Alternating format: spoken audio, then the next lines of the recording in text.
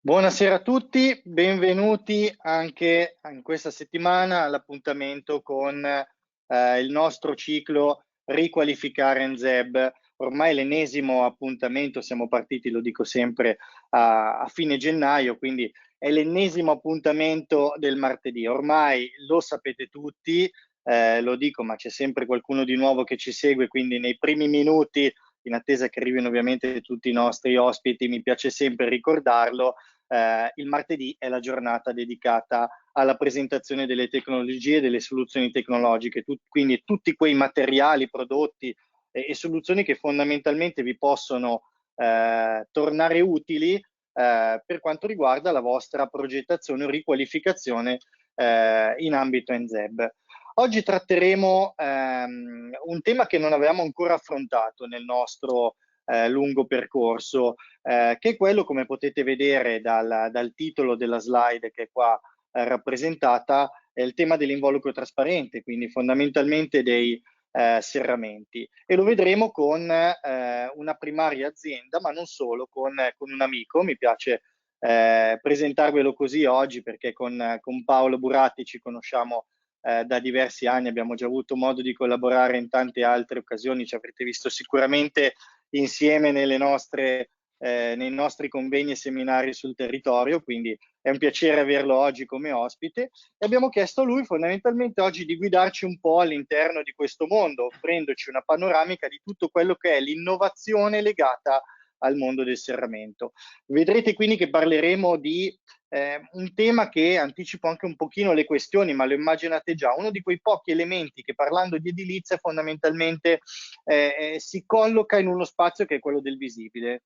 Finora, quando presentiamo isolanti, quando presentiamo tutta una serie di altre questioni, parliamo di elementi che poi vengono nascosti e non vengono ad essere visibili per l'utente finale. Qui parliamo invece di una dimensione che lega fortemente a doppio filo quello che è una dimensione funzionale, quindi di innovazione tecnologica funzionale con una dimensione estetica. E capiremo, cercheremo di capire con Paolo qual è il peso di queste due, qual è il rapporto, che rapporto hanno l'innovazione estetica e l'innovazione funzionale appunto nel percorso di presentazione di questi serramenti. Ovviamente il focus, essendo all'interno del tema riqualificare NZEB, sarà molto centrato su tutto il mondo che riguarda l'efficienza energetica, quindi andremo a capire fondamentalmente questi serramenti che prestazioni sono in grado di garantire, come le garantiscono soprattutto le prestazioni, ma andremo anche a capire quali innovazioni tecnologiche sono in grado di portare un serramento ad un'innovazione così forte da avere anticipo già un oscurante al suo interno o da avere anche altre tecnologie che non vi svelo ma che il nostro Paolo ci andrà a presentare. Prima di partire con la presentazione di oggi, però, faccio sempre questa spiegazione, soprattutto per le persone nuove che si avvicinano a noi in questi appuntamenti serali e che ci seguono. Oltre ad darvi l'opportunità, diciamo, di avere questa formazione comodamente da casa, vi diamo anche un'altra opportunità. Attraverso il pannello che vedete sulla vostra destra, che è quello di GoToWebinar, il software che stiamo utilizzando per questa trasmissione, avete l'opportunità di interagire con noi attraverso il pannello chat domande. Molti si stanno già scrivendo buongiorno, buonasera, sono sempre tanti che ci salutano, tante le persone che ritornano a seguirci. Per i nuovi lo dico, quel pannello, oltre a salutarci, ovviamente serve anche per fare in formato scritto tutte le domande che avete.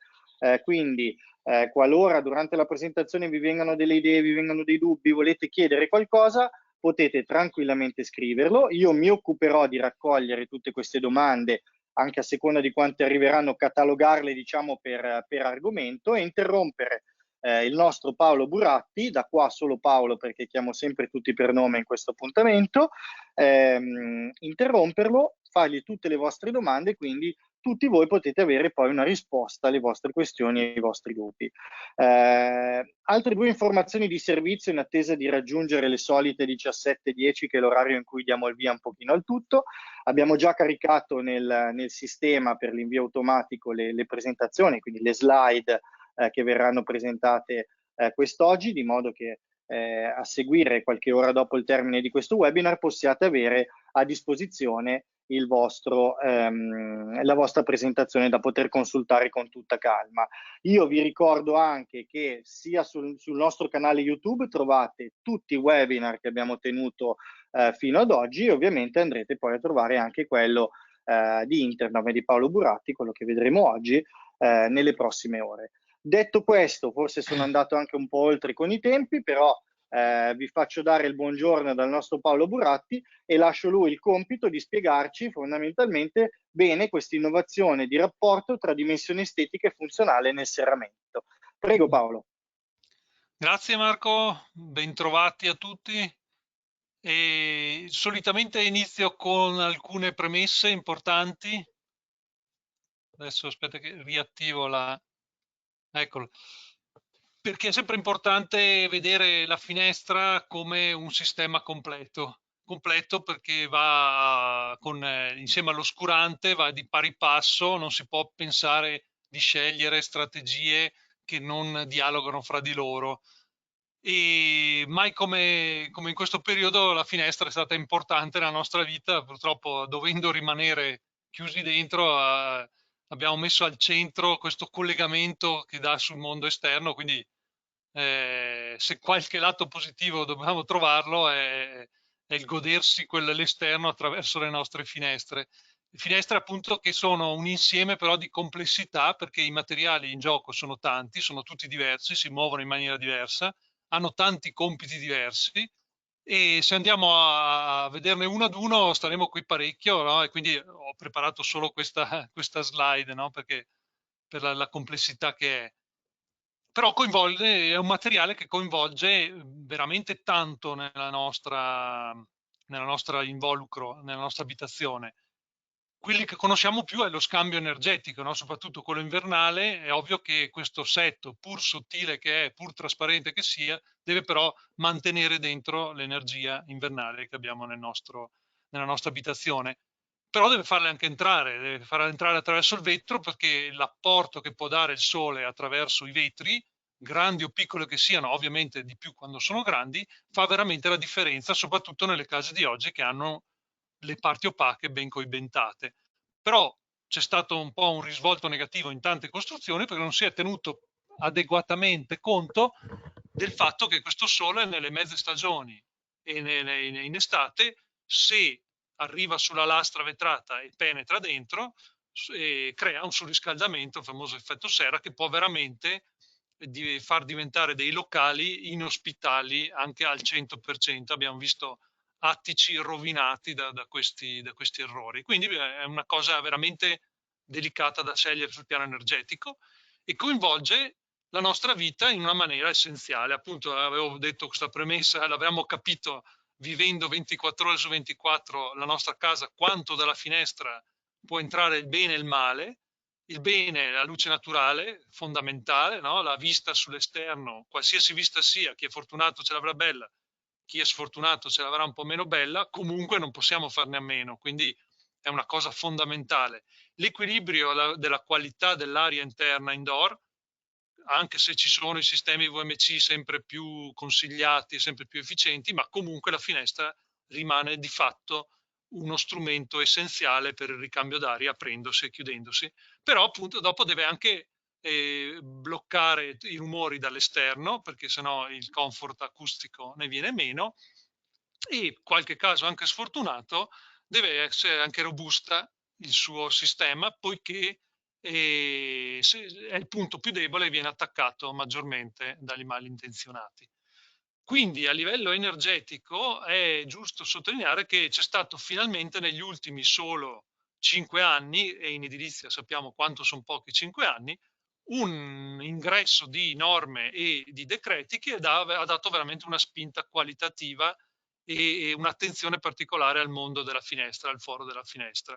E sono questi: c'è stato il decreto dei minimi, poi la 10818 riscritta nel 2015 e la 11673 ancora parzialmente sconosciuta di 3 anni fa, e che vedremo negli accenni successivi. Parto con la 10818, che è esattamente per la filiera della finestra, è esattamente il vademecum di chi deve fare che cosa se non ci sono particolari accordi contrattuali diversi. È molto importante perché innanzitutto è scritta molto dettagliata, perché prende, come vedete dalla slide, considerazione dal progettista, se esiste ovviamente, perché dipende dal tipo di lavori, ma si spera sempre che esista sempre di più anche nelle ristrutturazioni piccole, fino all'utente finale, passando dal distributore, dal fabbricante di serramenti, all'installatore, al venditore. E quindi non è proprio buttata lì con delle nozioni logiche. E cosa dice di interessante? Ne cito solo una pagina, ce ne sono tante altre interessanti che danno modo di fare un corso a parte, che il progettista ha il compito della scelta del serramento in tutte le sue pertinenze e soprattutto del rispetto delle legislazioni vigenti e anche a livello di posa in opera, della strategia di posa in opera, quindi quel collegamento che c'è tra il manufatto e l'opera muraria, deve controllare che tutto possa funzionare e tutto possa arrivare alle prestazioni che anticipo ad oggi, c'è la 11673 che è l'altra norma di cui vi parlerò alla fine, che parla di prestazioni della posa in opera. Quindi è una grossa responsabilità che ha in mano il progettista e con conoscenze che sono molto complesse. Quindi finisco queste premesse per dire dobbiamo per forza collaborare insieme, perché non potete per motivi tempistici e funzionali sapere, conoscere tutti i nuovi materiali, come vanno messi, dove vanno messi esattamente. Bisogna collaborare e insieme riuscire a stendere a livello di progetto una strategia di quello che si è scelto, non solo esteticamente ma anche funzionalmente, di questo rettangolo che va a occupare questo foro nel muro. Quindi Paolo, noi possiamo dire che fondamentalmente questo team di consulenza a cui tu accenni è parte integrante di quel sistema finestra di cui hai parlato all'inizio, cioè non ci può essere la finestra più performante, più bella, altamente innovativa, ma se manca questo aspetto del team consulenza non possiamo parlare di un sistema finestra e andare a chiudere il cerchio? Esatto, sì, c'è un errore in edilizia spesso percorso per motivi vari di livelli di lavori più o meno grandi, soprattutto sui lavori più normali, piccoli, le villette, ma anche i condomini, hanno la mancanza, c'è un vuoto temporale delle scelte sull'infisso, vengono prese troppo in ritardo. Può sembrare banale per uno non addetto ai lavori, ma chissà l'edilizia come va, come la storia dell'edilizia, si rimanda sempre la scelta alle persone sbagliate magari, perché è giusto che il cliente dica la sua, ma esteticamente e non funzionalmente e non nelle integrazioni che ha con la struttura, e in ritardo. Quindi il team cosa vuol dire? Appunto entra nel sistema finestra e entra nei tempi giusti però, perché tante cose che costano pochi euro, tante migliorie costano pochi euro, ma sono vitali per la prestazione del foro finestra, e invece se si sbagliano vanno a costare molti euro successivamente. Quindi è sempre una sottolineatura questo del team. Certo. La prendo un po' larga, accennando che magari lo sapete già tutti, ma esistono delle prestazioni del sistema finestra, hanno delle sigle, no? L'UF per la trasmittanza termica del sistema telaio, l'UG per quello del pacchetto vetrario, poi c'è il ponte termico lineare dell'OPSI. Sono importanti perché ci permettono di confrontare sistemi più o meno prestazionali e danno modo, messi in relazione alle loro superfici, di avere l'UV doppio, che è la trasmittanza termica di quella finestra con quel vetro, quel telaio e di quelle dimensioni.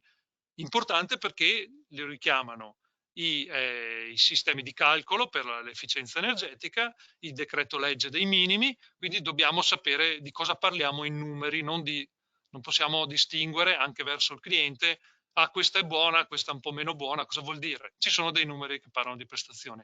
Altre prestazioni che è giusto citare, importanti, sono la tenuta all'aria, all'acqua e al vento. Quindi la finestra ha delle prestazioni, delle tenute che a un certo punto, a certe pressioni, hanno dei passaggi, devono essere quantificati per vedere se il sistema è come dichiarato oppure no. Queste prestazioni si possono prendere tutte raggruppate dalla dichiarazione del produttore oppure dai certificati di prova dei singoli elementi. Cosa ha fatto l'industria del serramento? Ha fatto numerosi passi, passi avanti tecnologicamente, passi avanti che si vedono spesso solo in sezione. Quando si vede una finestra in prospetto ci sono alcune migliorie, sì, ma grande tecnologia si vede all'interno. Quindi ad esempio, siccome non si può andare a aumentare di tanto gli spessori, per migliorare l'isolamento termico si è dovuto inserire dei materiali, come l'esempio di destra centrale, del legno alluminio, un materiale in XPS, un vero e proprio cappotto al sistema telaio. Il PVC ha avuto, essendo un materiale che poco conduce, è stato estruso con più camere possibili per aumentare anch'esso l'isolamento termico. Abbiamo parlato di legno alluminio, di quei sistemi, ma andiamoli a vederli, e qua quello che volevo dire, bisogna andare a vederli al dettaglio per vedere la tecnologia nuova. Non si può più parlare di sistemi legno alluminio, PVC, sono dei multisistemi. Quindi i serramenti moderni, come ad esempio questo, che prendo ad esempio, avrà un cuore in microlamellare, perché? Perché ha una resistenza sia al degrado, ma anche e soprattutto alla torsione migliore rispetto al legno lamellare, e quindi il suo cuore statico diventa di questo materiale qua. Abbiamo detto ha un cuore in isolamento termico, un isolamento termico in XPS per dare quello spunto maggiore con un lambda molto basso. All'esterno c'è il guscio in alluminio per migliorare la resistenza alle intemperie senza manutenzione. All'interno la bellezza del legno per un fattore estetico. Quindi abbiamo già visto cosa ci si può leggere a breve in una sezione di serramenti moderni. Se lo guardiamo in esploso, poi vediamo come è messo insieme tutto questo sistema, una serie di biadesivi, di scanalature, dove la precisione tecnologica la fa da padrone. Quindi capite che confrontare il vecchio serramento del falegname, che è un rettangolo ben fatto, bellissimo, con un serramento moderno c'è una grande differenza. Questo lo si vede molto bene in questa slide qua.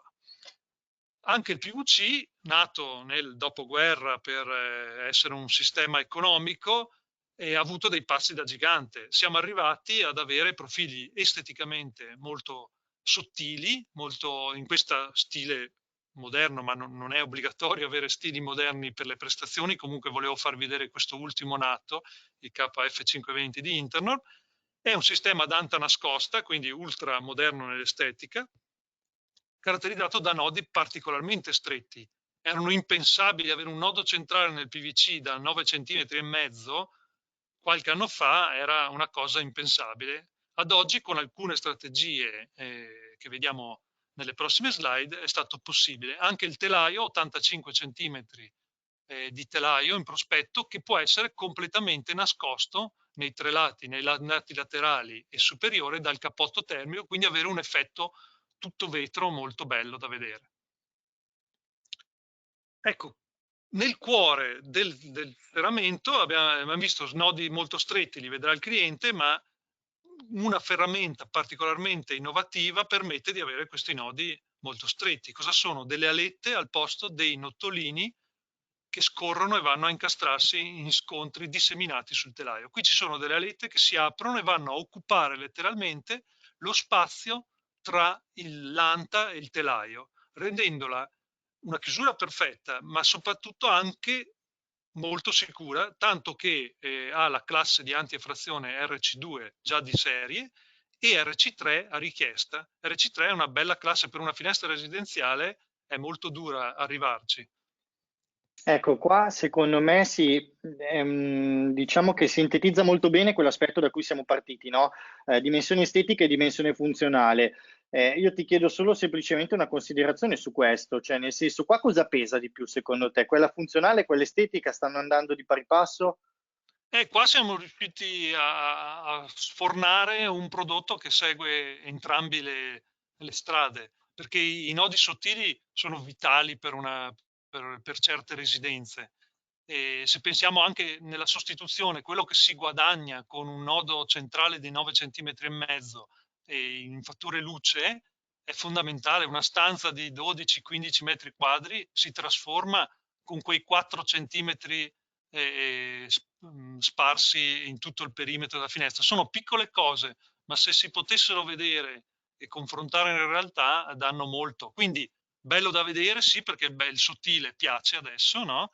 E qui siamo riusciti anche allo sforzo per assottigliarlo, ha fatto nascere questa tipologia di ferramenta che sconvolge la mentalità che abbiamo tutti di ferramenta di serramenti e la rende molto robusta e autoregolante, e quindi gli ingegneri insomma sono riusciti veramente a trovare la quadra della situazione. Sarà il futuro del tesseramento, andrà verso questa direzione qua. Perfetto. Un altro punto fermo del serramento moderno, abbiamo visto le prestazioni devono sempre migliorare, quindi 3 livelli di guarnizione sono meglio di 2 ovviamente, ma non sono anche guarnizioni identiche fra loro. Ci sono guarnizioni che hanno addirittura 3 materiali diversi, una pelle particolarmente robusta che resiste ai raggi ultravioletti nel tempo, però il cuore è morbido per deformarsi e quindi chiudere e tenere bene anche a basse temperature, e poi c'è un setto rigido che mantiene la guarnizione al suo posto nel telaio. Quindi piccoli particolari che anche qui si vedono solo in sezione, che giustificano gli euro che vanno da un serramento di vecchia generazione con magari guarnizioni coestruse e serramenti moderni dotati di questi particolari qua. Un altro particolare molto bello è la ferramenta nascosta. Far scomparire la vista della cerniera non è solo bella, ma è anche prestazionale. Anche qui l'estetica si unisce alla prestazione. Quel oggetto metallico che passava dall'esterno all'interno, creando un ponte termico e soprattutto interrompendo le guarnizioni di tenuta, scompare, viene tutto integrato all'interno della chiusura e quindi si ha l'effetto estetico, ma soprattutto non passa più lo spiffero di aria, e dove passa aria passa anche rumore, quindi se ne beneficia la prestazione in genere. Un altro accorgimento tecnologico degli ultimi anni, che fa da vero spartiacque tra serramenti di vecchia generazione e nuovi, è quello di adottare, di sfruttare la rigidità del vetro incollandolo, rendendolo strutturale insieme all'anta. Si hanno notevoli vantaggi di robustezza, di squadratura dell'anta negli anni di utilizzo. Non c'è più quel passaggio che era molto delicato per quanto riguarda la termica e anche l'acustica, e anche l'antifrazione. Se si tenta di scalzare anche col piede di porco il vetro dall'anta, non si riesce più a far, diciamo, esplodere i fermavetri verso l'interno del locale e penetrare, perché è tutto incollato insieme, quindi bisogna per forza rompere tutta la ferramenta per entrare. Ecco, un'altra slide per capire un po' meglio, viene dall'industria automobilistica come idea, no? Del parabrezza che strutturalmente aiuta la rigidità della scocca, e invece nelle finestre fa la stessa funzione sull'anta. Arriviamo al centro del nostro infisso per andare a dare un'occhiata anche a cosa è successo nel vetro, perché il vetro sembra, anche qui agli occhi di chi frequenta lo showroom, che fa un altro mestiere, il vetro è vetro, sì, mi hanno detto che c'è il vetro sigillato che isola di più, ma dove sono le tecnologie? Allora, quando si parla di tecnologie e di prestazioni, dobbiamo conoscere anche qui, abbiamo detto, la trasmittanza termica prettamente invernale, cioè il nostro impianto di riscaldamento perde energia verso l'esterno, trasmette energia verso l'esterno con una sigla, con un numero siglato di UG, trasmittanza termica del vetrocamera. Un po' meno conosciuta è quello che avviene al contrario, cioè la lunghezza d'onda corta del forte energetico di radiazione del sole passa attraverso il vetro, cosa che abbiamo visto è positiva in inverno, ma può essere controproducente nelle mezze stagioni e in estate. È il fattore solare. Questo è misurato col fattore solare. Dato 100, quella che batte sulla lastra esterna, c'è segnato con il fattore solare la percentuale di quella che ci ritroviamo nella lastra interna. L'altro valore molto importante da non mai perdere d'occhio è proprio quello che l'occhio umano vede, cioè la TL, la trasmittanza luminosa, è la la porzione di radiazione che il nostro occhio vede, che sarebbe scontato insomma anche dirlo, migliora essenzialmente la qualità degli ambienti nostri interni. Tutti questi filtri che modulano l'UG e il fattore solare implicano una variazione anche dell'ATL. Queste sono le 3 macro prestazioni del vetrocamera. Ce ne sono altre, ma diciamo che già se abbiamo dimestichezza su queste siamo già a buon punto. Quindi i vetricamera cosa hanno fatto? Hanno innanzitutto riempito le camere sigillate con un gas argon che isola di più dell'aria, più pesante. Hanno inserito uno o più strati di basso emissivi, che sono praticamente dei microstrati metallici, di metalli nobili, praticamente trasparenti all'occhio umano, ma non alle radiazioni sia del sole che dell'impianto di riscaldamento.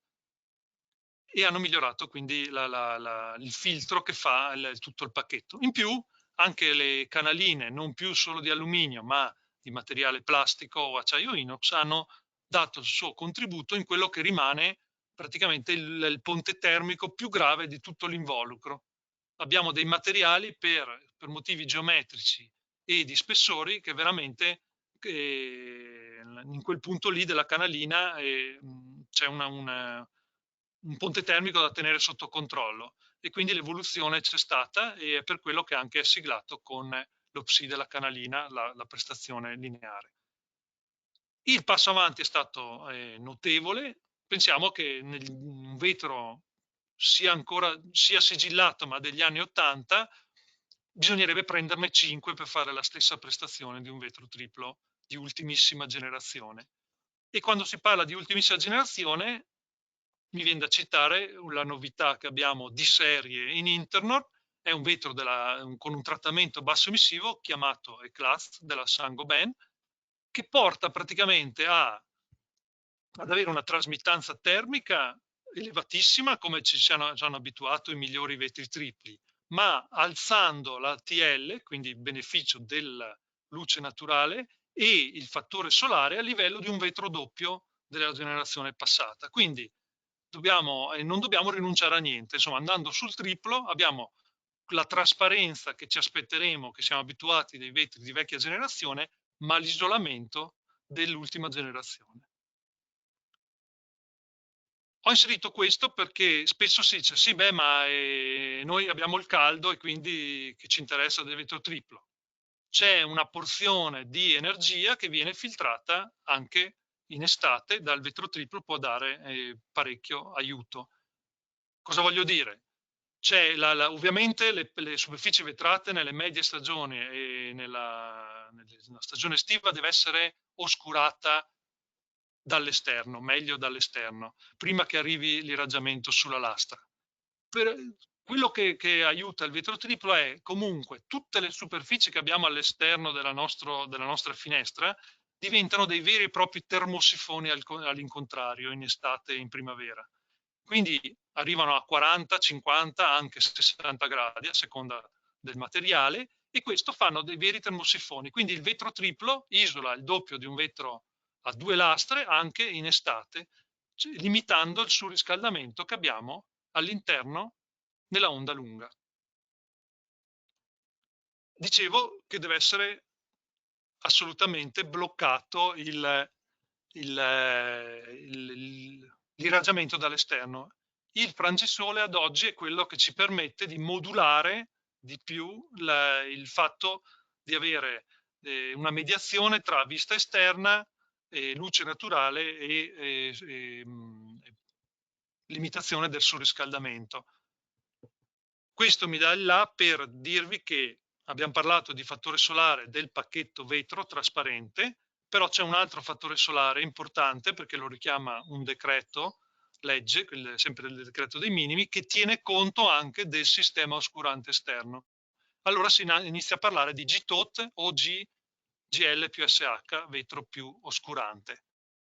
Quindi qualora la legge ci richiede il valore totale, deve essere comprensivo anche dell'effetto di abbattimento del fattore solare dell'oscurante esterno. Questo è importante, dicevamo, perché c'è un decreto, quindi è una legge che limita dal 2015 ad avere un fattore solare massimo del 35. Questo per abbattere, per cercare di abbattere, perché diciamo che il 35% di energia che entra è già gravoso, però almeno non lasciamo le vetrate per legge completamente esposte senza possibilità di oscuramento, perché dobbiamo abbattere assolutamente quel grande consumo energetico che è diventato il record di ogni anno, perché sempre più gente ha il condizionatore, la nostra richiesta di comfort è sempre più aumentata, questo fa sì che battiamo tutti i record a giugno di consumo energetico, dovuto proprio a questo e anche agli errori fatti che questa energia la lasciamo penetrare all'interno liberamente nei nostri ambienti. Quindi cosa ha detto il decreto legge? Che in qualsiasi fascia climatica, nelle finestre orientate da est, sud, ovest, qualora ovviamente non è retroattiva, ma qualora si sostituissero le finestre, bisogna garantire che si possa avere un fattore solare totale sotto il 35% o 0,35 come lo vogliate leggere.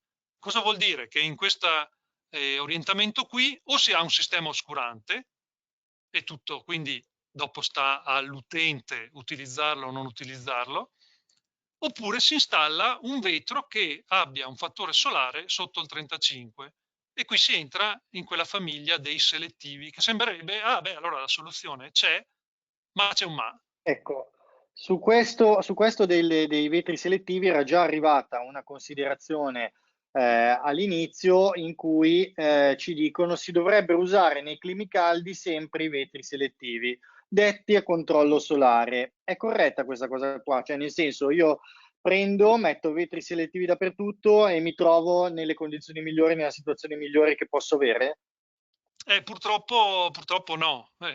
Allora, abbiamo detto il 35 di fattore solare, questo 35% che entra nel momento che batte il sole sulla lastra è troppo.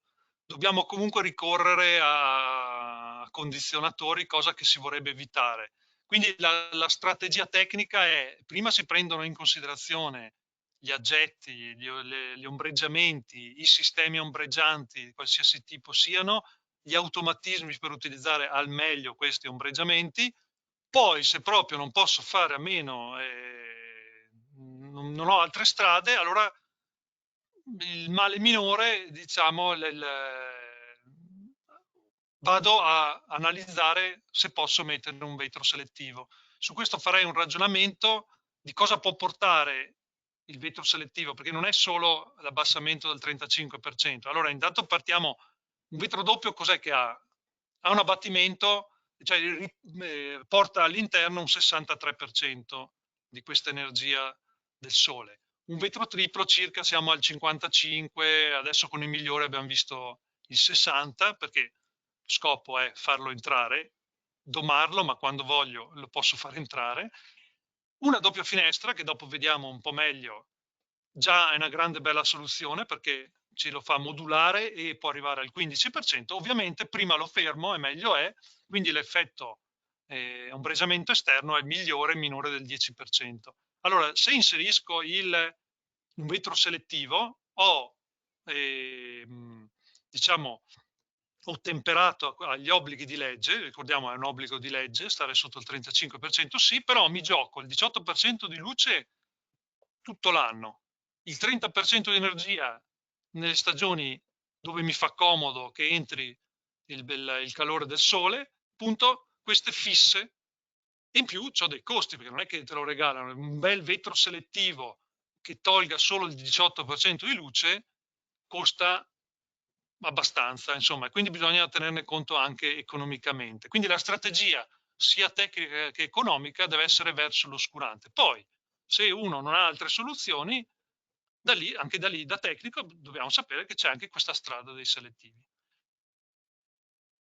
Mi allaccio quindi dall'oscuramento al sistema integrato all'interno di una finestra, che si chiama doppia finestra volgarmente.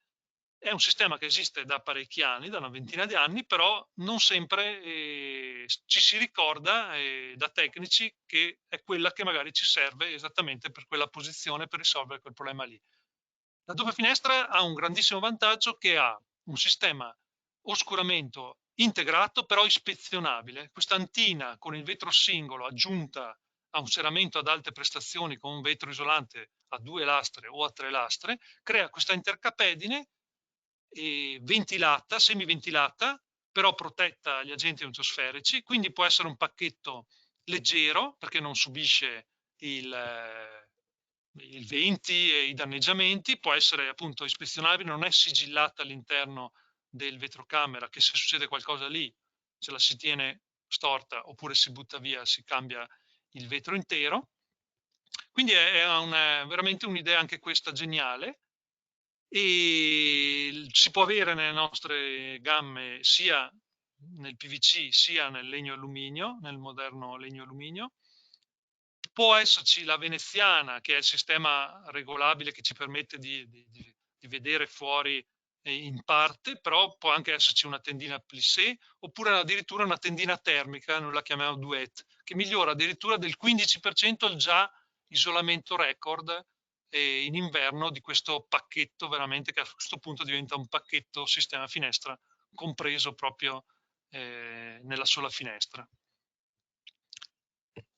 Inoltre può essere ad oggi anche alimentato elettricamente in maniera autonoma con un piccolo fotovoltaico inserito all'interno, già montato in fabbrica, che dà l'energia, e quindi in ristrutturazione possiamo fare a meno di portare la corrente elettrica al foro.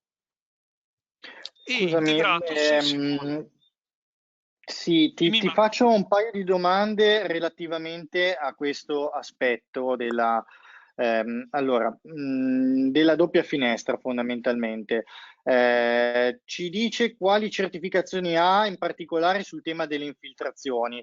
Credo che il progettista faccia riferimento chiaramente magari ad esperienze o a una doppia finestra classica, quindi magari possiamo dare questo tema delle certificazioni in particolare riguardo al tema delle infiltrazioni.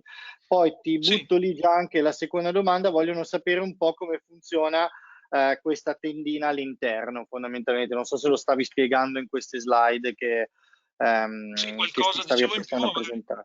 allora, a livello prestazionale di tenuta all'acqua, all'aria, al vento, è un sistema, non è una cosa aggiunta, quindi un optional. Il sistema è certificato alle prestazioni al pari di altri sistemi che non hanno questa intercapedine e questa antina aggiunta. Quindi non è un optional, ripeto, e quindi non compromette la tenuta. Il sistema ha il suo certificato con livello di tenuta classe 4 all'aria e all'acqua e via dicendo. Quindi si comporta esattamente come una finestra residenziale esterna, è proprio un modello a sé stante, studiato ad hoc. La veneziana è applicata all'interno di questa intercapedine che fa circa 5 centimetri, è applicata nel telaio superiormente, non ha quindi pacchetto superiore che si posiziona sopra il telaio della finestra. Ecco, qui lo capiamo un po' meglio. Il pacchetto è dietro il pannello fotovoltaico che vediamo nella figura, con la semiantina aperta, che è aperta solo per ispezione. Allora, c'ha questi ganci che normalmente tiene ferma l'antina esterna, e questa foto serve per capire come si subentra ad eventuali manutenzioni. Dicevo che questo pannello fotovoltaico ha anche dei sensori integrati che, se vogliamo, possiamo attivare una semplice banale domotica che legge le stagioni e, se vogliamo, lei gestisce al meglio l'energia che arriva sul vetro. Quindi si aprirà in inverno per farci entrare quell'energia gratuita del sole, viceversa nelle mezze stagioni in estate si chiuderà, se vogliamo, anche quando non ci siamo, per cercare di limitare il surriscaldamento. Qui stiamo andando verso questo rettangolo che comprende tutto quello che dovrebbe fare il sistema finestra, e questa è la grande spinta che si ha verso la tecnologia finestra. Pensiamo a un appartamento anche degli anni 80-70, e c'ha il suo foro nel muro, prendendo certe tipologie di prodotti come questo livello, si dotano già di una tecnologia che uno magari aveva escluso perché tanto lui non ha la villa, non ha da mettersi la domotica, e ha le sue persiane classiche, e non sapeva che si poteva dotare di un sistema che poteva muoversi da solo e gestire un po' di energia e risolvere oscuramento, acustica, termica, tutto in un prodotto unico.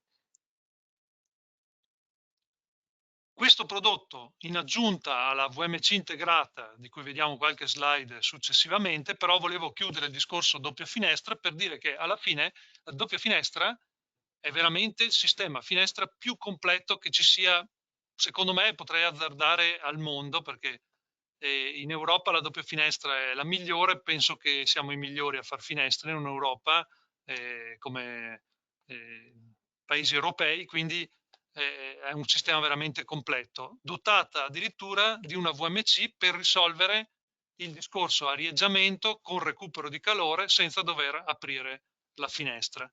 Quindi arriviamo a 45 decibel grazie al vetro aggiunto, miglioriamo di un 10% per quanto riguarda l'abbattimento acustico.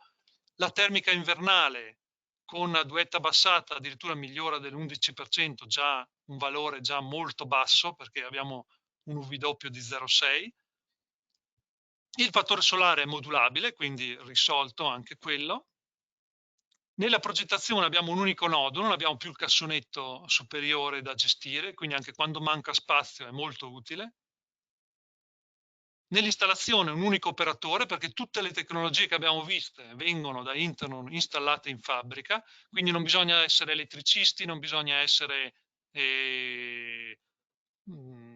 saper rimontare l'oggetto, perché arriva vetrato, ferrato con l'oscuramento, già bisogna solo installare il telaio, fissarlo adeguatamente sigillato al muro. E anche l'interlocutore finale, l'utente finale c'ha un unico interlocutore economico. Quindi vediamo come si sta andando verso l'autonomia all'interno del foro. Ovviamente, per ragione, giusto anche dire che è un pacchetto molto pesante, quindi ha anche dei limiti, non è che si può fare tutto, bisogna consultarsi presso i nostri partner e vedere se quelle grandezze lì possono essere, quelle larghezze lì possono essere soddisfatte con un sistema di questo tipo.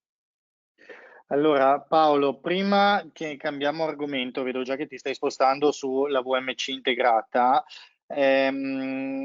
Io mi è arrivata qualche domanda relativa proprio a questo tema della doppia finestra e di come funziona questa tecnologia che hai presentato. Allora, te le faccio un pochino nell'ordine con cui sono arrivate.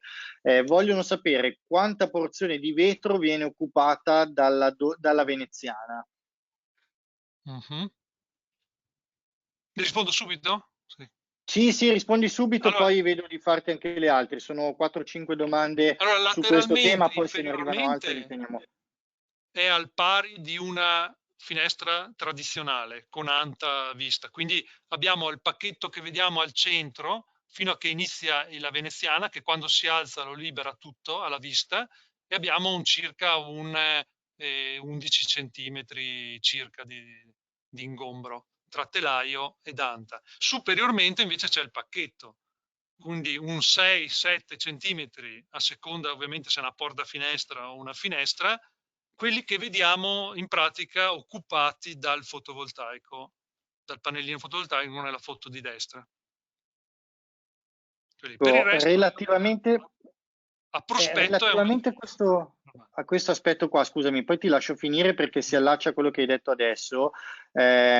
Ci chiedono se non c'è il fotovoltaico integrato, se il pacchetto superiore si vede sempre. Sì, questo o si nasconde dietro il fotovoltaico o si nasconde dietro un carterino che ha la grandezza all'incirca del fotovoltaico. Ovviamente un po' meno, perché il fotovoltaico è misurato per coprire un po' tutte le misure in altezza della veneziana. Se la si accorta ovviamente un pochettino meno, però è lì, insomma, non possiamo farlo scomparire all'interno del telaio dell'anta superiormente, perché non si può scavare maggiormente l'anta. Perfetto. Poi ci chiedono se non metto la domotica, ho comunque un controllo elettrico? Si può avere, però bisogna portare l'alimentazione al foro. Quindi sul foro si porta una canalina comandata dopo si può comandarla da una pulsantiera posizionata sull'anta, oppure da un telecomando volante che si può quindi non averla vista, oppure da un pulsante anche sul muro, insomma. Perfetto. Inoltre, ecco, per completare anche questo, inoltre si può anche manovrare con le nuove app, come tutti i sistemi elettronici moderni, c'è un'app da scaricare gratuitamente e si può comandare a distanza su e giù con il telefono o col tablet. Allora, ti faccio un'altra domanda relativamente a questo aspetto, poi magari andiamo avanti, c'è qualcosa che ha a che fare con il mondo dei costi, ma direi che il mondo dei costi possiamo tenercelo per la fine, dove magari possiamo dare un parametro vedendo anche diversi sistemi che hai presentato e e che presenterai. Però una domanda ancora tecnica che ha a che fare con questo aspetto, ci chiedono un'eventuale zanzariera come si inserisce nella doppia finestra. Allora, no, la zanzariera deve essere posizionata esternamente, fissata sul telaio esterno, avrà il suo rullo, magari se è a rullo, avrà il suo rullo superiore a ridosso del telaio, del traverso del telaio fisso superiore, con le guide che scendono. Oppure può essere anche a telaio fisso, hanno delle specie di clips che si ancorano in quello spazio esterno tra l'anta e il telaio di colore marrone, vengono fissate, ma questi sono telai però fissi, quindi l'anta si può aprire e chiudere, quando è aperta si trova per la stagione che serve la zanzariera fissa, poi la si toglierà nelle stagioni, oppure appunto a rullo. Quello deve essere Guarda, non è, insomma, la zanzariera non può essere veramente integrata nel sistema finestra, ma può essere un'aggiunta esterna. ok, scusami, è arrivata una precisazione rispetto a quel progettista che prima ha chiesto del discorso se non metto la domotica o comunque un controllo elettrico, ma ci chiede se no come movimento la tendina interna, se è una movimentazione meccanica. Esatto, sì. Adesso io ho parlato giustamente solo di innovazioni tecnologiche, però nella mia testa era scontato.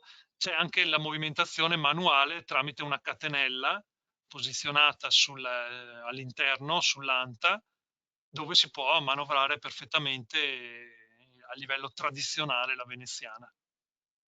Quello sì, sì, è il primo stadio che c'è sempre stato.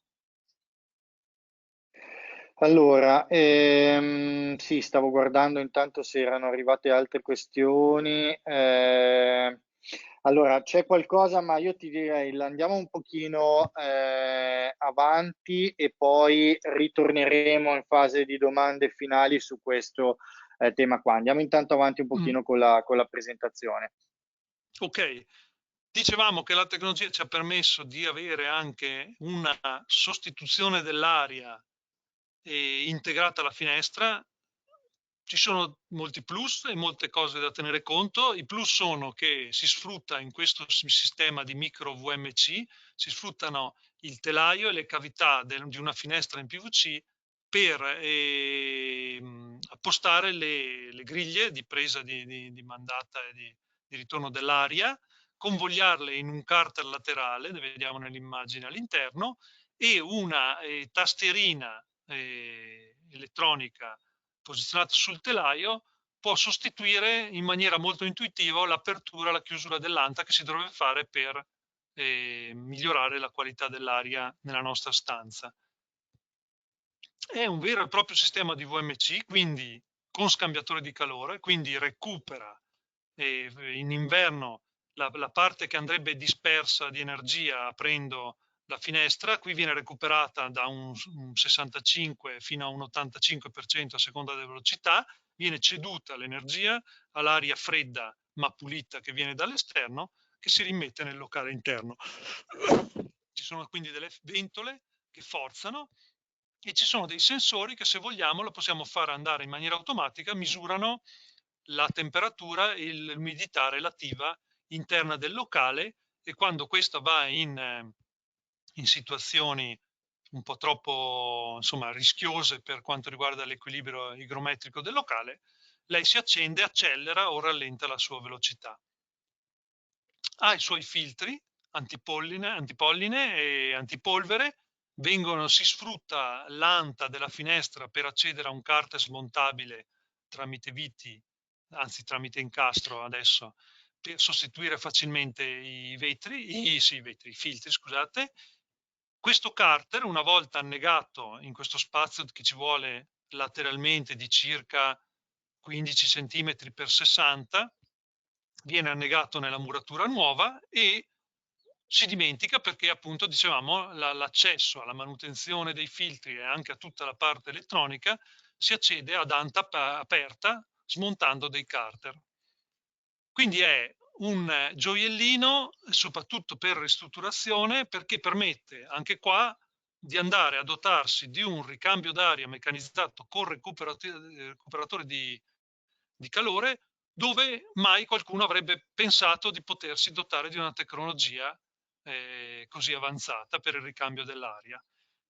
Ricordiamo i vantaggi anche della VMC: è ricambio d'aria anche quando non ci siamo, non ci possiamo dimenticare l'anta aperta, oltre che al risparmio energetico e alle polveri che rimangono fuori e filtrate, e i pollini che chi è allergico adesso lo potrà ben capire, che se una parte di polline rimane fuori possiamo comunque cambiare l'aria. Avevi domande magari sulla VMC, Marco? Sì, allora, sono arrivate una caterva, quindi le stavo un pochino raccogliendo, però Vuoi allora vedere partiamo alla intanto da fine? questo e nel frattempo ti rispondo. Allora, ci chiedono se il sistema VMC funziona anche d'estate, però io ci aggiungerei se invece va tenuto attivo sempre come una VMC tradizionale. Allora, dipende da cosa si vuole ottenere, no, da una VMC. Una VMC può sostituire completamente il ricambio dell'aria, che per norma e per benessere dei locali deve essere fatto, ma allora ci vogliono più apparecchi ovviamente di questo tipo, perché sono apparecchi piccoli che hanno una prestazione relativa alla grandezza dei condotti e delle ventole, quindi ci vogliono più apparecchi. Quindi si possono usare banalmente per sostituire l'apertura che si dovrebbe fare mattino e sera nella nostra vita normale che facevamo quando lavoravamo fuori, cioè bisogna sostituire l'aria in camera da letto quando ci si alza, invece che spalancare e far entrare il freddo o i malintenzionati e polveri, schiaccio un pulsantino, me ne vado a far colazione, e quando lei si spegne anche da sola volendo, e quindi non posso dimenticare aperto niente, e ho ricambiato i 40 metri cubi in un'ora all'interno del locale dove ho dormito. E può essere sfruttata anche in estate. In quel caso lì bisogna avere ovviamente, per ottimizzare il flusso, almeno due opposti macchinari, e utilizzare uno in presa e l'altro insomma, uno in entrata e un altro in uscita, per sfruttare il raffrescamento notturno bypassando lo scambiatore di calore. Quindi aiuta sì, se c'è l'esigenza di dover tenere chiuso le finestre in estate, perché se uno può tenerle aperte ottiene lo stesso comunque il raffrescamento dei locali, ma se deve tenerle chiuse le VMC aiutano tutte, anche questa.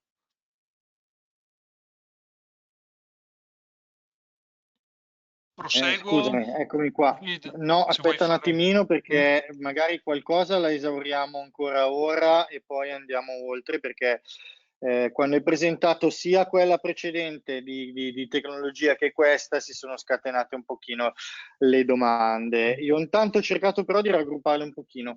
Allora, due progettisti diversi ci chiedono, uno la durata standard dei filtri e ci fa anche un esempio in ambiente cittadino.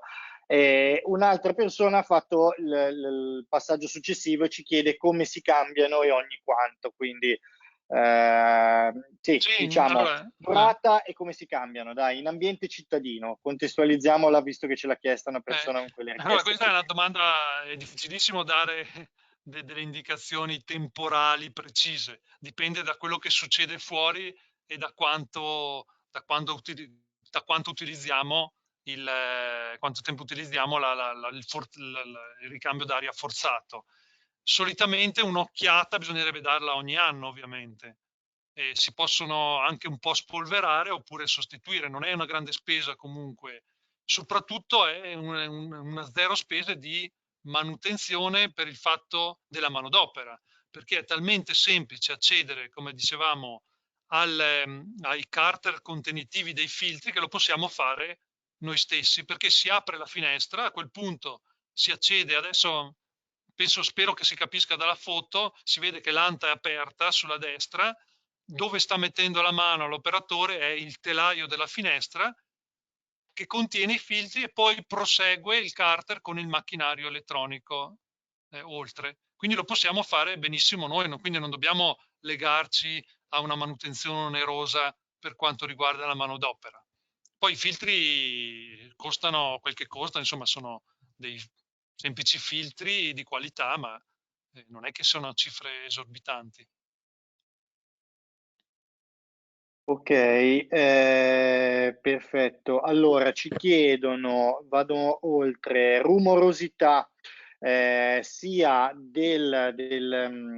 ovviamente della VMC che eventuale rumorosità in entrata dall'esterno. Sì, allora ovviamente le ventole fanno del rumore, i condotti sono abbastanza stretti nelle famiglie delle VMC. Qua siamo al cospetto del sistema più piccolo di VMC, quindi l'aria dove passano i condotti stretti fa rumore, ci sono delle misurazioni, tramite l'istituto di Stoccarda sono state misurate, quindi abbiamo le tabelle, le trovate su internet oppure le potremo consultare assieme in un'altra occasione, oppure rivolgetevi al partner, ci sono le tabelle con le misurazioni. Poi molti partner hanno esposto il campione, si può andare a sentirlo quanto fa rumore, insomma. Ovviamente alle velocità massime non ci si dorme vicino, come quasi tutte anzi direi tutte le VMC puntuali. E l'altra domanda era, oltre alla rumorosità, sì, da spenta c'è un peggioramento di qualche decibel dell'isolamento della finestra, ovviamente, perché è pur sempre un condotto che, anche se attraverso i filtri, attraverso le curve, perde 1-2 decibel di prestazioni. Anche questi sono comunque certificati, questi valori di perdita. Ok, allora un'altra domanda, poi ce ne sono altre, ma ce le teniamo per dopo, così ti lascio andare un pochino ancora oltre. Però questo aspetto forse non era chiaro perché ce l'ha chiesto più di qualcuno. Come si gestisce il controtelaio? Se c'è un controtelaio specifico per il fissaggio della finestra, questa con la VMC. Aggiungono, non ho capito bene se è integrata nel telaio stesso la VMC, quindi questo secondo me, prima di andare avanti, è un aspetto da chiarire, poi il resto Sì, ma portate, facciamo... consumi, Sì. eccetera, che t'anticipo già, ce le teniamo per la Quelli, fine, sì, quelle. quelli ci sono le schede, c'è un folder anche da scaricare nella parte pubblica del nostro sito. Quindi Ok, chiariamo andate allora questo aspetto a qua di come ecco, del controtelaio e di come è integrata sì, la VMC, che mi sembra che c'è da far chiarezza su quell'aspetto lì. allora qui il contenitore esterno al telaio della finestra che vedete nell'immagine contiene le ventole, la parte elettronica, i filtri e lo scambiatore di calore. Misura sui 15 centimetri in profondità verso il muro, diciamo, e in altezza circa 60 centimetri, e occupa tutta la profondità del telaio a livello di profondità. Non è che non viene né all'interno né all'esterno. Bisogna quindi avere questo vano che, ripeto, all'incirca grezzo 20 per 70 cm, 20 cm per 70 cm. La parte esterna può essere completamente imbattuta, quindi non bisogna demolire la parte esterna, però la parte interna sì. Questa verrà ripristinata una volta sola, perché una volta chiuso e annegato, il carter contiene tutta la strumentazione che si accede, ripeto, aprendo l'anta della finestra. Il controtelaio, se bisogna dotarsi di controtelaio per permettere alcune finiture, potrà avere una parte, diciamo, che a C che fuoriesce, però la parte spalletta finale, questa che rimetto, deve essere fatta posteriormente al montaggio dell'infisso. L'importante è capire che all'esterno, il grande vantaggio di questo sistema è che all'esterno non si tocca niente, non si carota il muro, non si rompe la spalletta esterna, quindi nessuno potrà dirvi niente, vicini tutti contenti, perché le griglie sono posizionate sul telaio e legalmente voi potete averle tranquillamente. Eventuale acqua di condensa va a scaricare sul bancale che è adibito solitamente allo smaltimento dell'acqua, quindi non si macchierà neanche in maniera ulteriore la facciata. Ecco, detto questo, giustamente mi ha dato questa possibilità di dire molti plus aggiunti su questo sistema. Andiamo a dare un'occhiata velocemente a quello che è la posa in opera, no? Questo oggetto misterioso fino a qualche anno fa, lasciato purtroppo all'ultimo operatore che con la sua esperienza doveva ingegnarsi per inserire dei materiali che tengano insieme questi due oggetti ormai diventati standardizzati industriali, quali la finestra e il pacchetto murario. Abbiamo visto due nuove norme sui ruoli, la 10818, sulle prestazioni c'è la 11673, prestazioni non delle finestre, ma prestazioni del giunto tra finestra e muro. Quindi analizza le prestazioni minime che si devono avere a livello di termico e acustico e le accortezze che si deve avere in progettazione per realizzare un sistema di collegamento tra questo prodotto finestra che ha le sue certificazioni di tenuta all'acqua, di tenuta, e il suo prodotto pacchetto murario che anch'esso ha le sue prestazioni acustiche, termiche, di resistenza al vapore, eccetera. Quindi dobbiamo, per ottemperare quella norma lì e per fare un bel lavoro, dobbiamo tornare, e torno all'inizio della presentazione, a progettare questi dettagli. Bisogna decidere prima che come li mettiamo insieme e tutti d'accordo di ottenere il risultato che si deve ottenere, che poi è praticamente prestazionalmente almeno le prestazioni della parte più debole dell'involucro, che è la finestra. Quindi dobbiamo almeno garantire che le prestazioni della finestra, qualsiasi esse siano, devono essere garantite anche in quel giunto, che deve essere elastico perché i materiali si devono muovere, ci sono dilatazioni diverse, ci sono delle sollecitazioni, devono però tenere all'acqua, all'aria e ai rumori almeno quanto la finestra. Tenere le temperature superficiali nel punto più debole di tutto l'involucro, forzatamente lo è quello, le spallette delle finestre geometricamente, materialmente saranno sempre i punti più freddi, dobbiamo però spingerci a ottenere il massimo ottenibile, quindi arrivare ai fatidici 17 gradi sulle case nuove si può fare, non è neanche tanto difficile, sono i limiti dettati, insomma 16-17 gradi anche dalla norma, la 1673.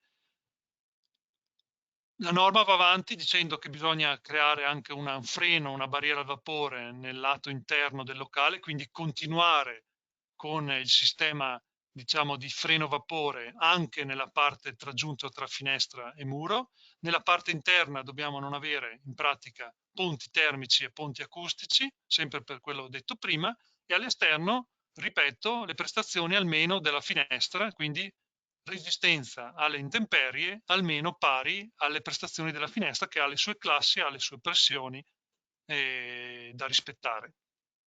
Tutto questo si fa con dei materiali anche questi innovativi, diciamo, perché sono da una quindicina di anni sul mercato e ne esce uno nuovo ogni 6 mesi circa, per cercare di dare elasticità, tenuta e isolamento a questo delicato giunto. Le schiume ci sono ancora i sigillanti fluidi, sono però migliorati notevolmente e non si può prendere la prima schiuma che va. Poi ci sono i nastri autoespandenti, i nastri adesivi molto utili e addirittura celle chiuse per quando si deve rendere stagno il tutto.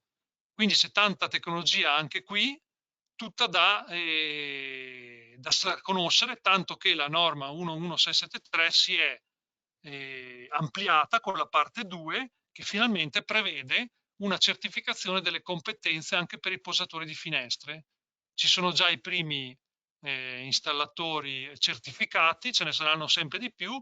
Cosa imparano? Imparano a leggere quello che abbiamo detto dovrebbe essere il progetto della posa in opera, deciso dal seramentista insieme al progettista e insieme all'impresario edile che eseguirà la cosa, e loro sapranno che quando si parla di un certo materiale sanno di cosa si sta parlando perché hanno fatto una certa formazione.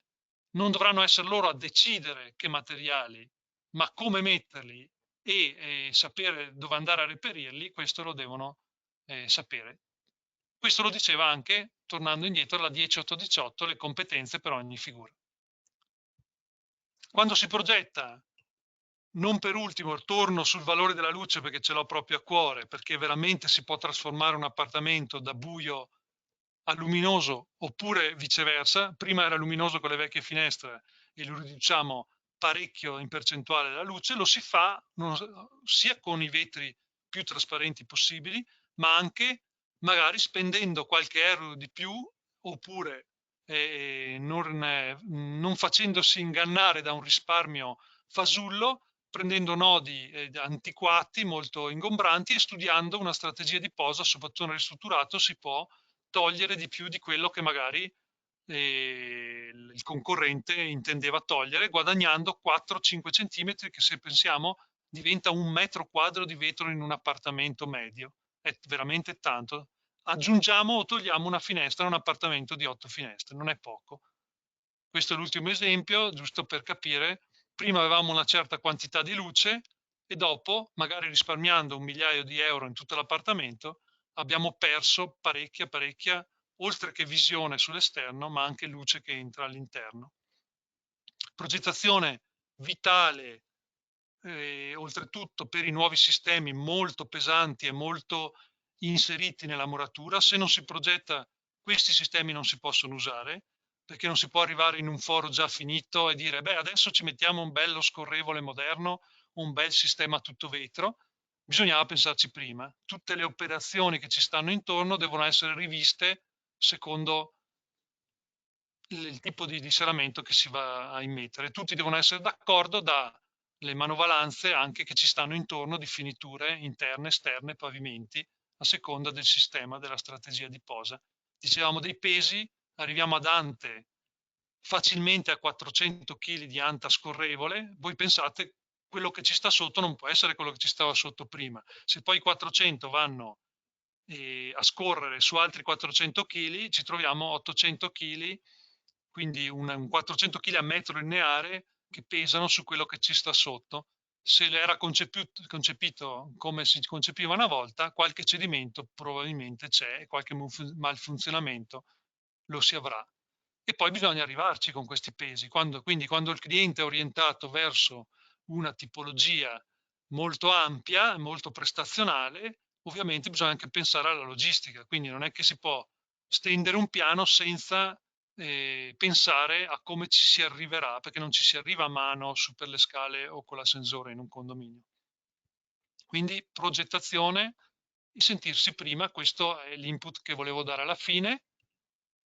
Mi permettete solo 2-3 slide sull'azienda Internet, perché è importante anche sapere i numeri, non tanto per vantarsi, ma per dirvi quanto conta l'esperienza sulla produzione di certi prodotti.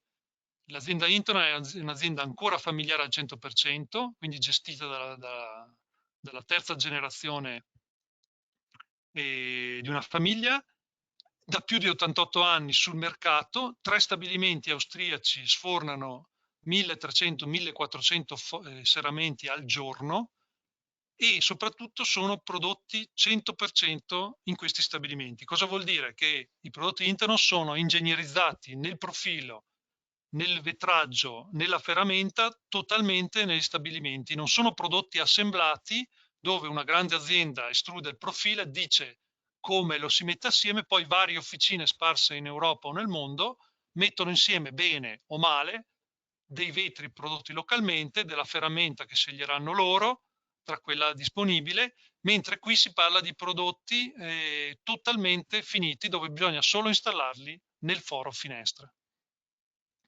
Internet è sempre stata all'avanguardia con le innovazioni. ne avete viste alcune che penso non abbiate ancora visto sul mercato, quel tipo di ferramenta, se non in qualche fiera se siete stati attenti. Noi siamo sempre all'avanguardia e distribuiamo il prodotto tramite dei partner. Perché?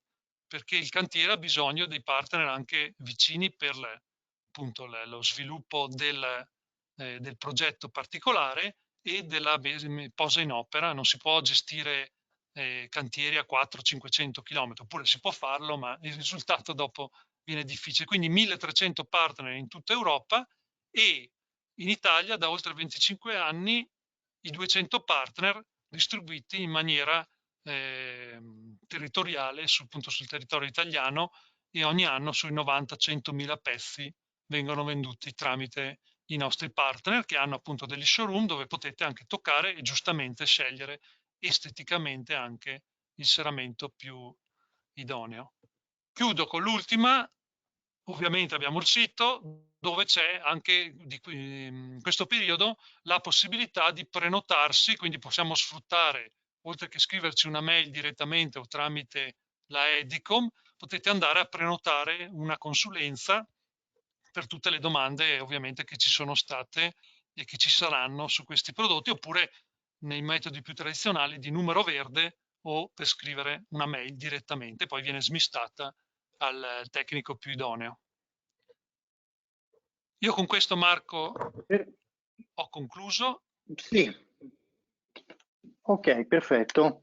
Allora, grazie innanzitutto. Magari sì, lasciamo anche questa slide qua, che così ci sono anche i riferimenti e prendiamo in considerazione qualche domanda. Allora, io rimarrei un attimino sull'ultimo argomento che hai presentato, anzi un po' sugli ultimi, e poi andiamo a riprendere quei famosi VMC integrato e oscurante che hanno riscontrato un po' più di domande. Allora, il tema degli scorrevoli che hai presentato un po' per in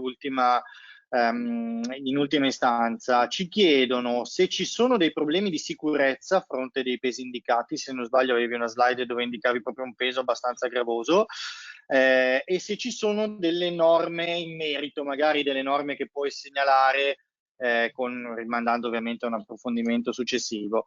Ecco, queste due domande che riguardano quell'aspetto, poi ne ho ancora un altro sul tema dello scorrevole, poi mi dici tu se la risposta è troppo lunga, magari passiamo oltre.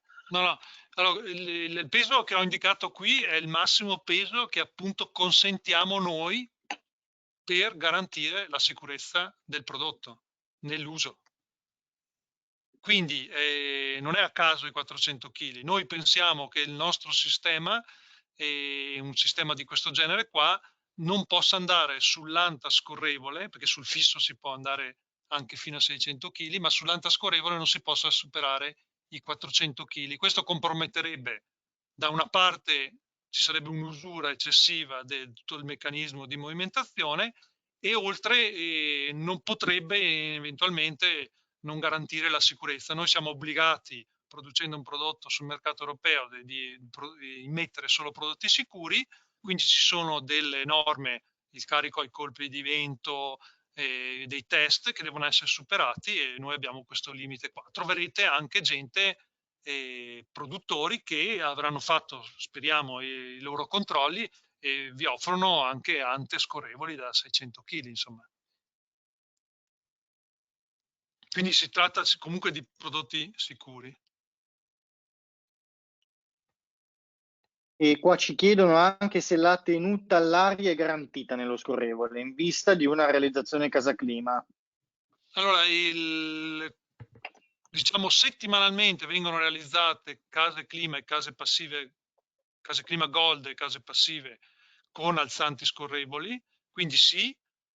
Gli serramenti hanno delle classi, dicevamo, di tenuta all'aria. Ogni classe, la migliore, ha comunque una perdita di aria misurata. Ci sono degli schemi da rispettare, e questa perdita in metri cubi ora è relativa alla superficie del serramento e alla lunghezza lineare dei giunti. Quindi la risposta è: sono a tenuta. Noi i serramenti, tutti i serramenti che ci sono sul mercato, non sono a tenuta stagna, hanno una perdita di aria, sottoposti a una differenza di pressione c'è un passaggio di aria. Ovviamente più il serramento è grande, e qui appunto gli scorrevoli sono grandi, e più i metri cubi ora che passerà attraverso quel foro saranno maggiori. Per fare un esempio macro, la finestra 80 per 100 centimetri ad un'anta con ferramenta nascosta e 3 guarnizioni avrà un passaggio di aria in metri cubi a ora pochissimo, un alzante da 5 metri per 3 sarà magari sempre classe 4 come la finestra, però questi metri cubi sono spalmati sui metri quadrati di serramento e sui metri lineari di giunta apribile.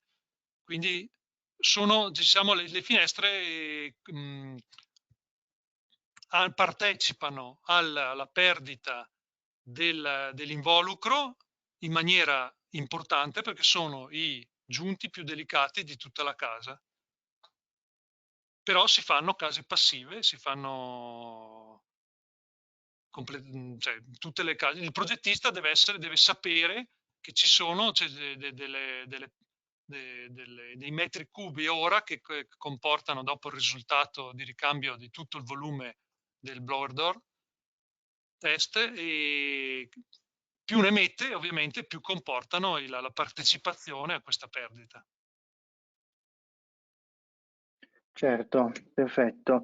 Allora, c'è un'altra domanda che riguarda qui il tema degli scorrevoli, però mi sa che è una risposta un po' troppo lunga. Ci chiedono, in caso di ristrutturazione, il taglio termico sulle soglie preesistenti per porte e finestre antiscorrevoli, come progettarlo sostanzialmente? Come creare il taglio termico su soglie preesistenti per porte e finestre ed antiscorrevoli? Allora, sulla ristrutturazione c'è purtroppo solitamente la pietra passante, detta passante, che andrebbe eliminata, possibilmente, se no lo si accetta come compromesso, se proprio non si può. I metodi ci sono, però si può tagliare con un macchinario la pietra e riempirla con un materiale isolante per almeno 2-3 centimetri di taglio termico. L'alzante scorrevole è quello che quasi ci aiuta di più in questo lavoro, perché essendo largo intorno ai 18-20 centimetri andrà a coprire e appoggiarsi da una parte sull'esterno solido e da una parte sull'interno, e in mezzo ci sarà il taglio termico che diciamo darà una grande mano anche se fosse solo di 2-3 centimetri alla prestazione del giunto. Ovviamente in un edificio nuovo invece si parla di creare un taglio termico solido che sopporta questi carichi in tutta la larghezza dei 20 centimetri dell'alzante, e quindi si ottiene un risultato eccellente. In ristrutturazione però è importante valutare se si può almeno fare questo, che lo chiamiamo micro taglio, però che può dare veramente una mano alle temperature superficiali interne.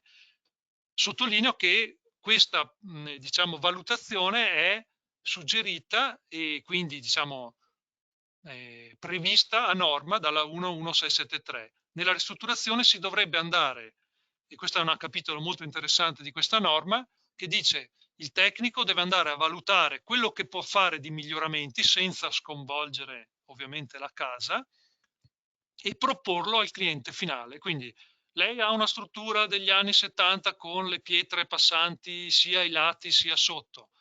Io le consiglierei per tot euro, ovviamente, perché nessuno è tenuto a migliorare l'esistente gratis, le consiglierei di fare questa operazione, che possiamo farla senza demolire, faremo solo un po' di polvere magari. Lei lo vuol fare? No, no, non lo facciamo. Avrà delle temperature però superficiali interne basse l'inverno. Va bene, l'accetto. A quel punto tutti d'accordo. La 11673 è un capitolo molto interessante sulle migliorie di quello che sta intorno extra finestra. Direi che siamo riusciti in maniera rapida comunque a dare quella risposta. Allora, spostiamoci di argomento, spostiamoci sul mondo della posa. Per il montaggio serve un installatore certificato e la società fa formazione a posatori o partner o hanno posatori certificati da segnalare? Allora, per adesso la legge non obbliga che un operatore artigiano abbia fatto un percorso professionale per emettere fattura di posa di finestre, quindi chiunque lo può fare. La 11673-2 finalmente ha creato, diciamo, questa possibilità al pari di chi installa magari le porte REI, tipo come linea, diciamo, di dover fare un percorso, e quindi a breve avremo la possibilità di andare su un sito di Accredia, che è l'ente che gestisce i nominativi a livello nazionale per lo Stato, e vedere se uno almeno degli operatori, il caposquadra o chi ha diciamo, deciso la strategia di posa, sia un operatore che ha fatto un certo percorso. Questo per quanto riguarda la legge, diciamo, no? La norma nazionale. E tutte le aziende e noi ci siamo dotati, diciamo, di una formazione interna dove formiamo con dei percorsi simili a quello del patentino, perché abbiamo sempre insegnato la 11673 da quando è uscita, insieme a partner di aziende che producono i materiali di sigillatura, perché è importante dire che il sistema finestra appunto si completa anche con quei materiali lì che non produciamo noi, ma insieme vediamo dove metterli e quali mettere insieme alle aziende, e anche loro hanno una gamma che potete trovare.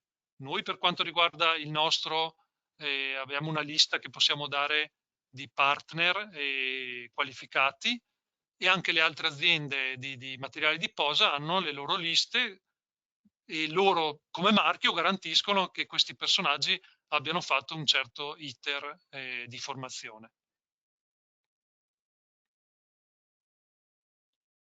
Ok, Ecco, se è un suggerimento per chiudere questo sempre. argomento, però l'importante è arrivare a una progettazione che può essere, non è che deve essere un progetto 3D con chissà che cosa, ma almeno avere un'idea quando ti propongono un cambio di finestre o delle finestre nuove, che il professionista che hai di fronte abbia un'idea grafica di quello che andrà a realizzare, è già un bello spartiacque. Solitamente chi non è proprio formato non riesce neanche a descrivere cosa andrà a mettere all'interno e come lo andrà a posizionare. Lo studierà strada facendo. Chi ha fatto una certa formazione sa benissimo dirti invece: agiremo così, toglieremo questo, toglieremo anche questo e metteremo un telaio di questo genere con questo disegno, anche fatto a mano. La legge non dice che bisogna fare disegni in CAD o 3D obbligatoriamente. Anche un disegno fatto a mano dice molto su cosa che si ha pensato qualcosa, e questo è già secondo me un grande spartiacque. Ok, allora, sì, stanno arrivando anche altre domande su questo tema qua, ma allora, alcune cose anticipo già che te le lascerò e magari ti strappiamo la promessa che risponderai ai professionisti nei prossimi giorni, magari anche in formato scritto, segnalandogli risorse sul vostro sito dove possono trovare degli approfondimenti. Io tornerei adesso per dare un pochino un quadro su tutto, però per forza di cose sui due temi che hanno raccolto un po' più domande. Torniamo alla doppia finestra con oscurante all'interno. Non so se l'avevi già trattato questo aspetto, magari me lo sono perso anch'io, però ci chiedono lo spessore complessivo che ha il sistema. Allora, in profondità il telaio è un 92 mm. Quindi nell'immagine centrale, quello che sta nel telaio tra l'interno e l'esterno sono 92 mm. E dopo c'è i 2,5 cm della profondità dell'anta. È un sistema abbastanza grande che appunto bisogna tenerne conto, non è un telaio detto da 65. A parte che i telai da 65 ormai, allora dove c'è la necessità, l'obbligo di averlo sottile vale la pena, se no non c'è nessun vantaggio ad avere un telaio sottile al giorno d'oggi. Ovvio che se in ristrutturazione non ho la possibilità proprio di farcelo stare, perché sono già a filo interno, c'è una certa architettura che non mi permette di entrare in profondità del muro, non è che posso venire dentro nella stanza di più di 1 centimetro e mezzo. Quel caso lì è l'unico caso che Certo. consiglierei di andare su un telaio sottile, detto da 65. Certo. Allora, Invece il ci chiedono, in prospetto, mancanza... avevamo detto prima, è uguale, Sì, identico scusami, a... scusami. Sì, sì, invece per completare la risposta, se per caso era ancora quella la domanda, e a livello di prospetto, no, di misurazione a vista, questo spessore qui si vede il mouse, Marco? Non penso, no. Scusami, sì, toglievo l'audio. Sì, sì, si vede, si vede, si Ah, vede. si vede, ecco, questa misura qui è al pari di una finestra simile, il nostro KF410, diciamo normale, non doppia finestra. Ok, allora stavo vedendo le domande. Beh, questa è arrivata adesso tra gli ultimi, però effettivamente è molto interessante anche perché apre a un'altra questione che abbiamo visto dopo. Ci chiedono la doppia finestra, chiaramente immagino con questa modalità dell'oscurante, è utile anche in caso di presenza di tapparella?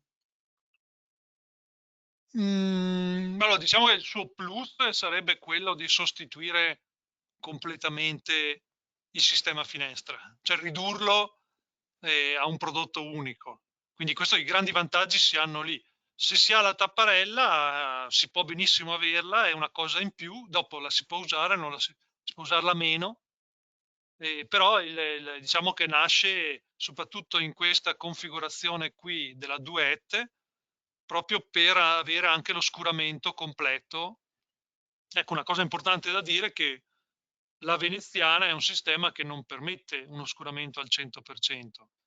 La Plissé lo fa al 95%, l'unica è la Duet che rimane proprio un filino di luce laterale, ma proprio un filo di mezzo millimetro, si avvicina molto di più a quello scopo se dovesse essere molto importante quello, come lo è nelle camere da letto, non di tutti, ma di qualcuno, che vuole l'oscuramento totale tipo tapparella avvolgibile.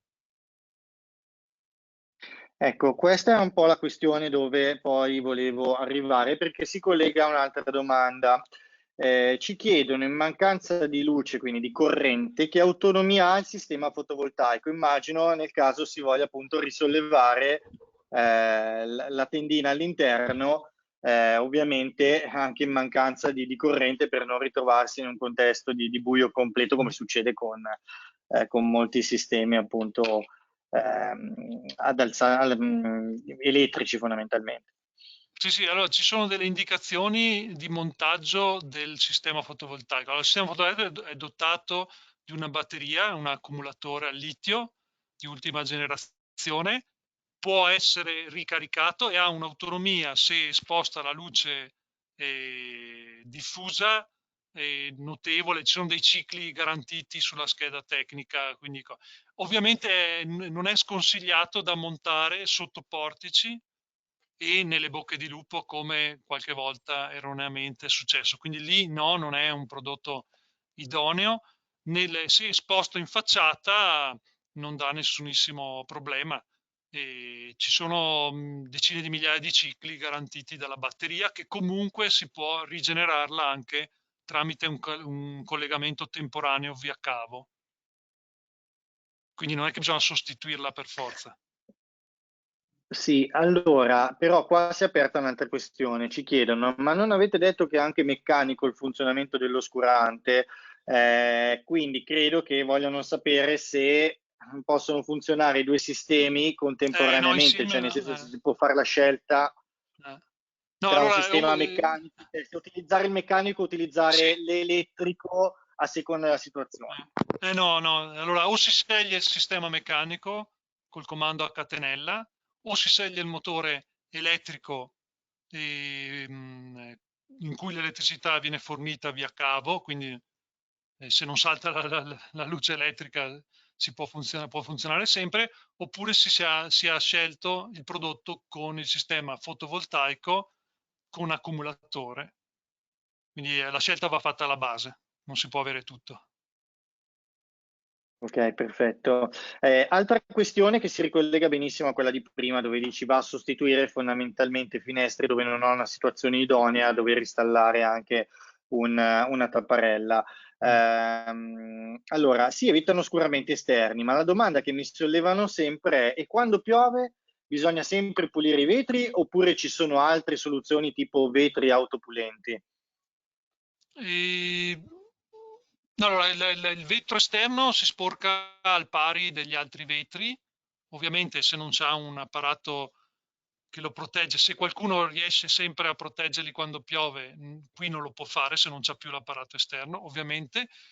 Si può migliorare la cosa, sì, col vetro autopulente, però è un prodotto che non ha avuto un grandissimo successo sul mercato. Lo avevamo in listino anche noi, lo abbiamo tolto perché alla fine non c'è stata questa risposta. Il vetro autopulente funziona, ha un processo che si attiva con la luce solare e diciamo che ehm, ostacola la particella di sporco ad aggrapparsi alle micro imperfezioni che il vetro ha di natura. Deve essere dilavato però perché si perda questo, perché non è che la particella si attacca meno, però deve esserci anche un getto d'acqua per poterla farla scorrere via. Quindi non ha avuto un gran successo. No, e quindi il vetro nel momento che è esposto e non è protetto si sporca di più. Quello che non si sporca qui, in questo sistema qui, è l'oscurante invece. Se prima invece quindi abbiamo protetto il vetro con una tapparella esterna, la tapparella esterna però si sporca. Questa invece è protetta perché la camera è semiventilata, cosa vuol dire? Che ha dei micro forellini in una guarnizione, ma la polvere entra veramente poco, quindi la pulizia di questo sistema integrato è veramente lasciata a una tantum. Ok, allora prima di passare, scusami, alla VMC integrata con qualche domanda anche lì, ci chiedono come è possibile far colloquiare due fornitori sostanzialmente, le vostre finestre e un produttore di monoblocchi. Ma è collocare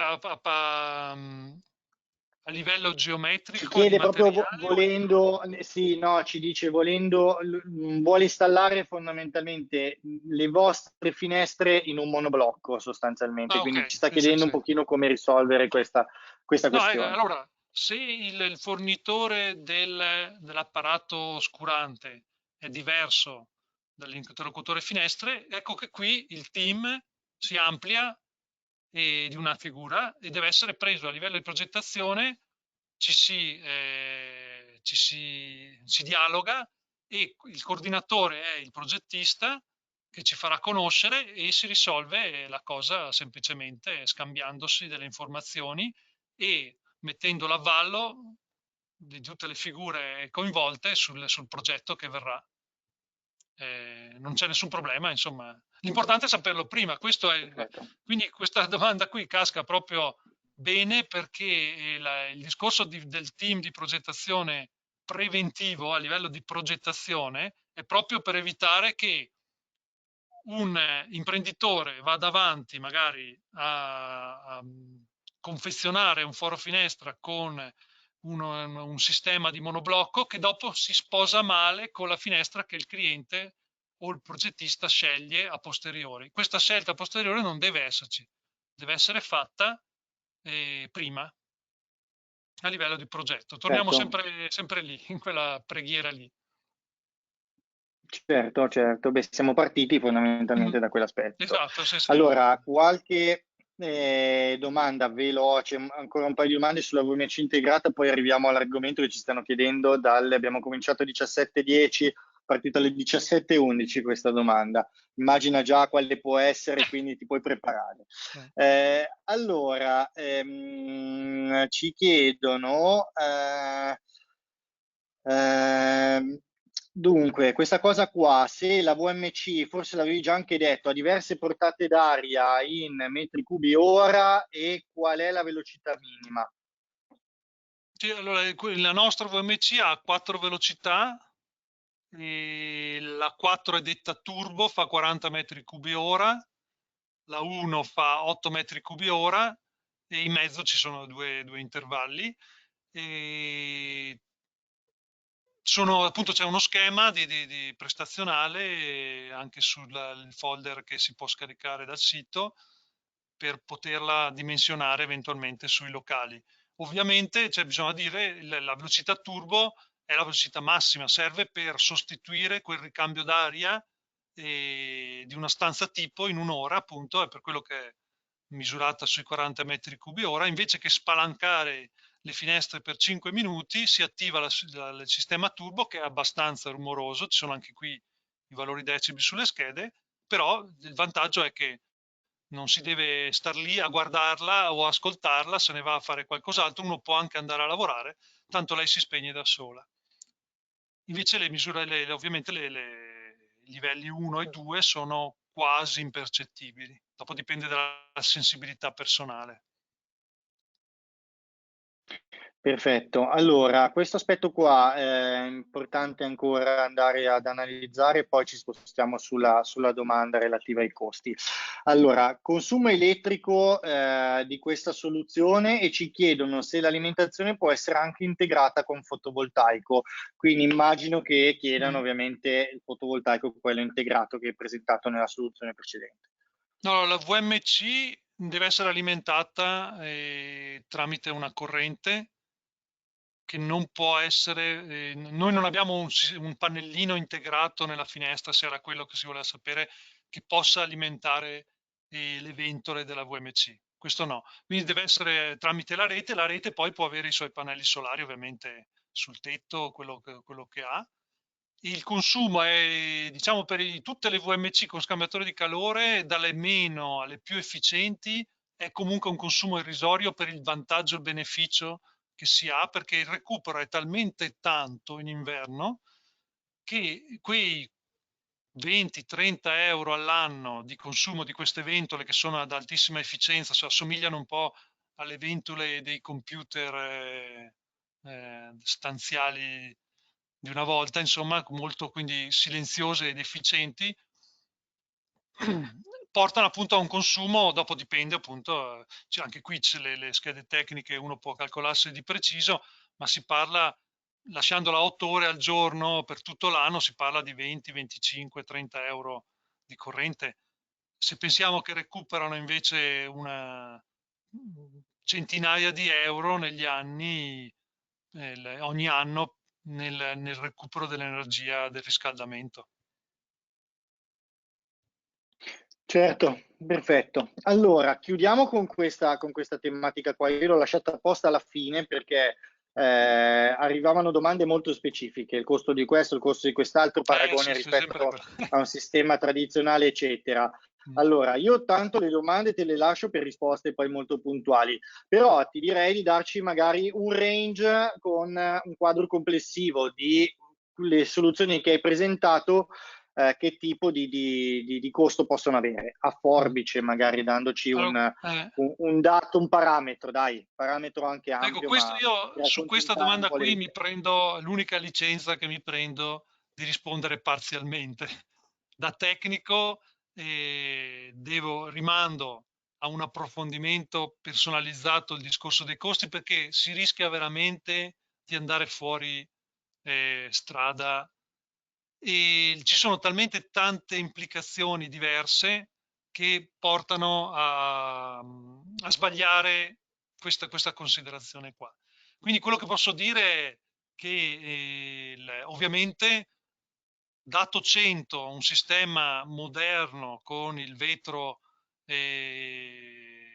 doppio di finestra, bisogna aggiungerci un 10% per avere il vetro triplo, un altro 40% se si vuole la finitura in legno alluminio pregiata all'incirca, poi per andare sulla doppia finestra un ulteriore 30%. Questo per rendervi conto che insomma si raddoppia il valore di una finestra base andando su una finestra in legno alluminio con il sistema doppia finestra. Di più non posso dirvi, però vi invito senza implicazioni di obbligo così a valutare tramite un operatore locale la quantificazione, che allora si può fare una misura campione di un tal progetto e vedere quel foro lì cosa costa di più o di meno per poi spalmare tutta la differenza sul progetto, perché sennò se iniziamo a parlare di prezzi a metro quadro veramente darei un disservizio.